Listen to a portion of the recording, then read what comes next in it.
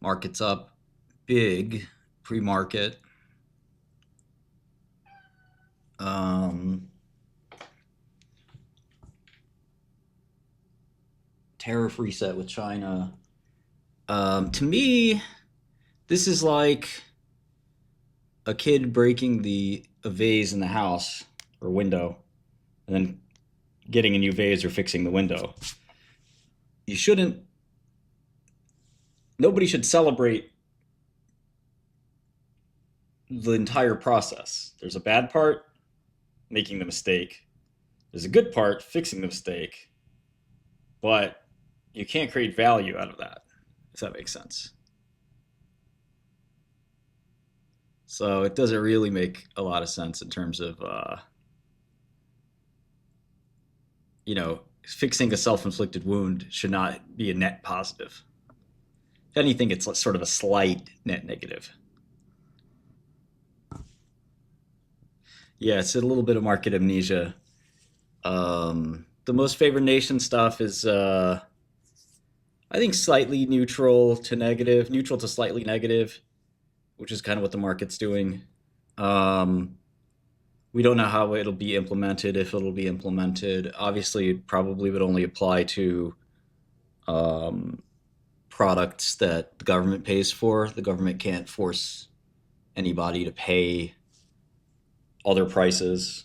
Um, but it could have a big effect on global prices and force other countries to pay more, which would probably lower volume, which would, you know, probably be a slight net negative for like European sales for most of these companies. And then US sales would similarly fall in the Medicaid, Medicare category at least a little bit.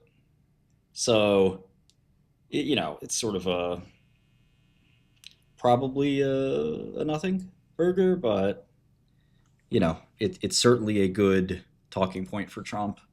Obviously, he's not going for reelection, but he is, you know, trying to do his job, I guess. I got a little runt over here. What do you want?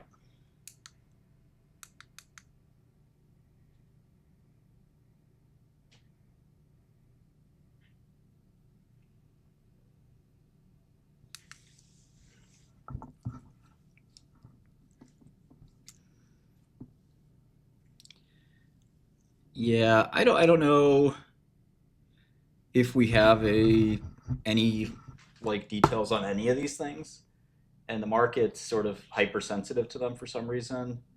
Um, the communications have been kind of less than ideal. Just sort of seat of the pants kind of communications. Um,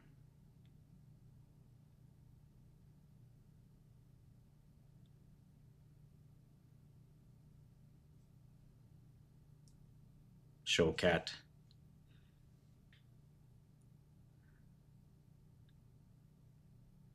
I think China's, they're. I mean, if I had to lean on the side of globalist or anti-globalist, I probably would lean slightly globalist. I mean, there's just so much literature and economics about comparative advantage. Obviously, there's this complaint about unfair trade, but you know, ultimately, a lot of the U.S. is intellectual property services. It's not global manufacturing, and I don't see why would want that anyway. So it'll be interesting to see how that plays out. Shush, kitty. I'm down 22%.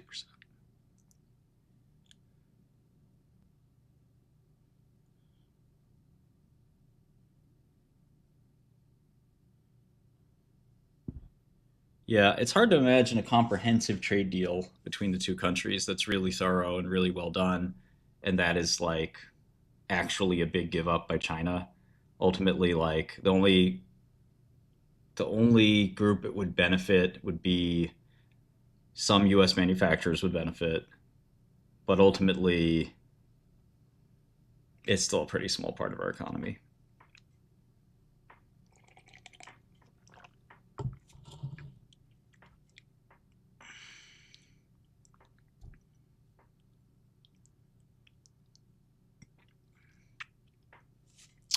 I didn't see a report from the Global Risk Institute. That sounds like a such a psyop. Global Risk Institute. The hell? They have a report on quantum, allegedly.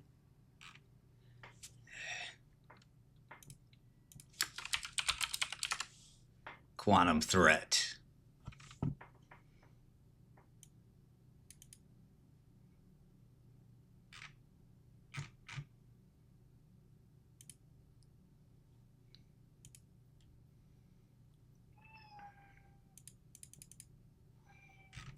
Shut your mouth, kitty.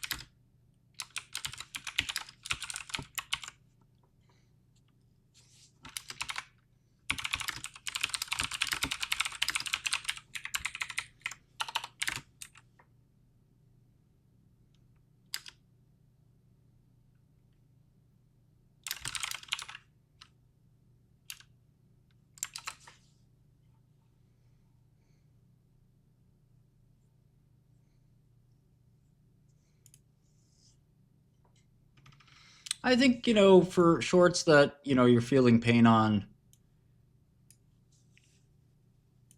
there's it's not that much different from longs you're feeling pain on. Um, you know, the pain is directly proportional to your position size. So I would ask yourself if you believed in the trade to make it a large enough position where now you're hurting or it's affecting your judgment because it's a big part of your portfolio, then, you know, this is what you wanted. So you can't get the big gain without the big pain. I mean, you don't have to take the pain, but you did sign up for trying to get a big gain, which comes with the risk of big pain. And sometimes we'll make trades that are instant profit. Sometimes we'll make trades that take a month to pay off. Sometimes we'll make trades that take 3 months to pay off, and sometimes we'll just make trades that are wrong. And you have to size for all four possibilities, not just the first possibility, but the second, third, and fourth possibilities too. And then if you expand that matrix, you could say, well, the trades that are right away are great. But the trades that take a month for you to be right, well, there could be no pain during that period. There could be some pain during that period. And there can be a ton of pain during that period. I don't think we can be wrong on quantum. I mean, I think we're right on the fundamentals.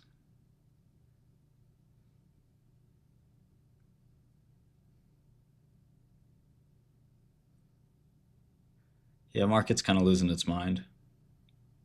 The best part about IonQ is that they've kind of admitted defeat with all their crazy acquisitions. No company that was making real progress on quantum would dilute.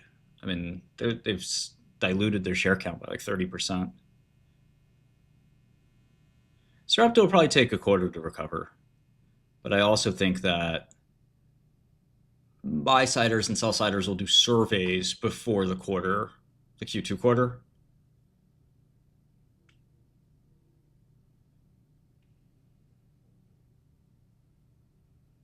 So I think we'll know kind of what happens then.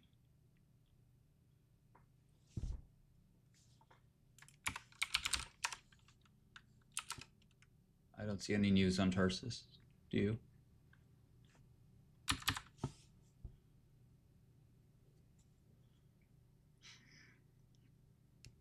All right, market's still up 3%.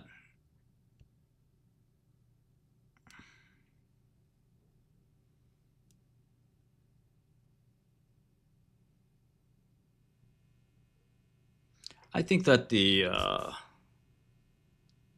trade deal is, I would fade the trade deal just because, this has all been sort of known about. And like I said, it was sort of self-inflicted wound. So a big rally doesn't make too much sense. No, IonQ is just trying to convert their worthless stock into something valuable. I don't think they're.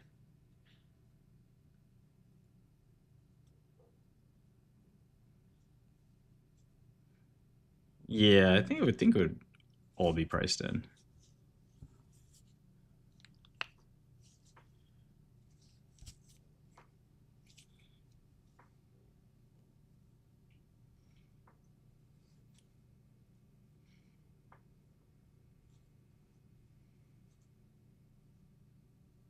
That would work, Money Master. That would work.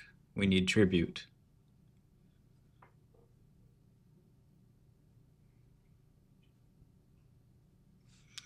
I think Hims is short against Palantir, but you have to be long Palantir and short Hims. I mean, I'm not a macro trader, but I think this S&P news is not this Trump trade news is not necessarily bullish for the S&P.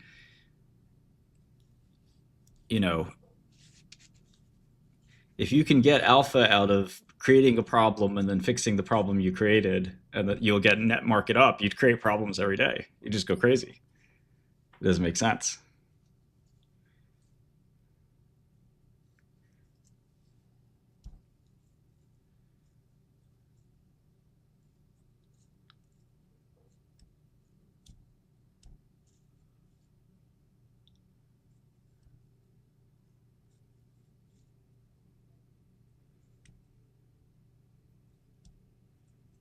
I think the Trump announcement is on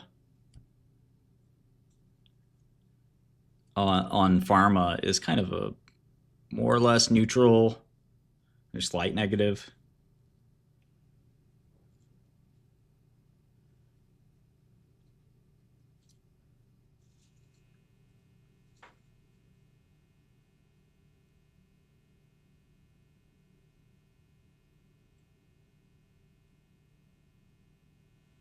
No, Money Master.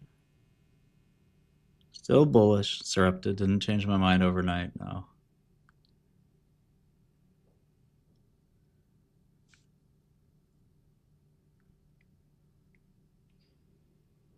It's a problem to remove it's a positive to remove the problem you created for yourself, but not a net positive.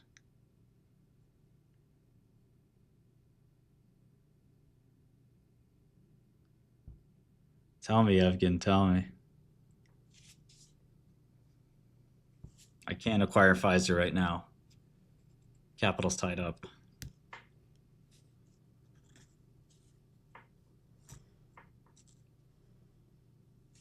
I don't know what's going to happen to IVVD, but I like it.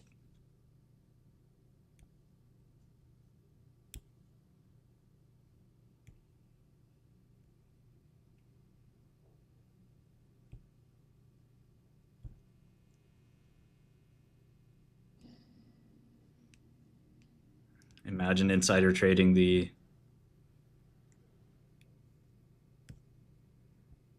E-minis. I mean, Medicare Part D is only like 10% of pharma sales. So the government can't force private payers, which are the majority of pharma's revenue, are reimbursed by private payers, employment-based insurance. The government can't force those payers to pay any given price. So it's only for government purchases of drugs, which isn't that big.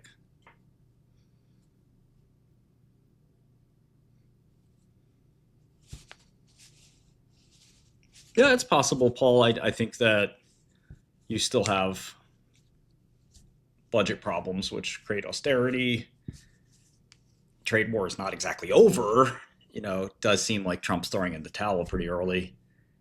Um, this thing was all PR. Um, but you also have a population migration headwind. So the tailwinds, are there. AI, is it, robotics. Those are all tailwinds, but I'm not sure they're that big. AI is a tailwind for sure, but that I don't know, Heathcott. That I don't know.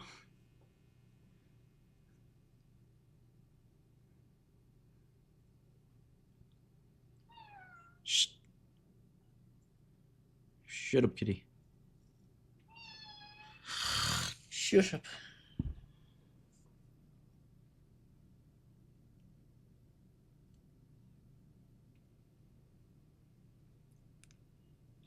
Yeah, I will say Q2, Q1 earnings were pretty good. So,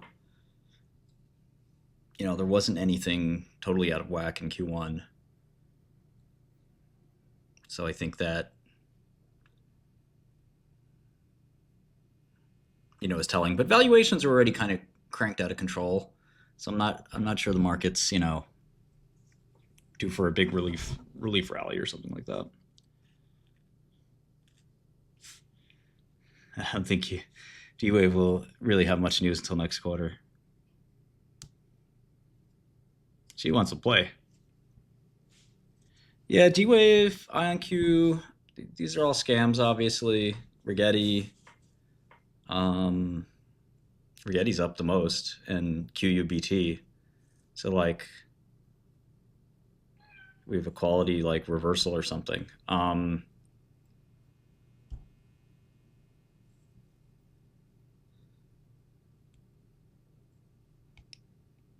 AI is great. We've had an AI rally for the last few years.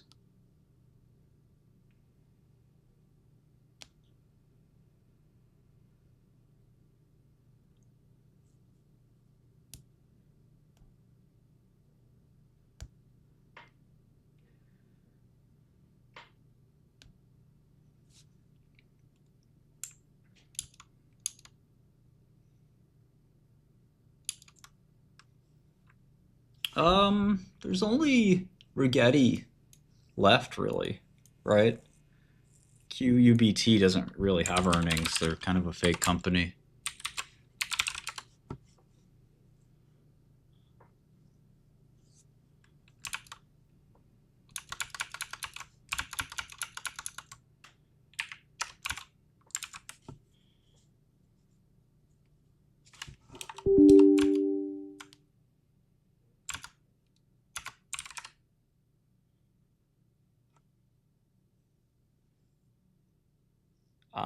I think Rigetti won't really have any revenue or anything like that. Grace, I'm short.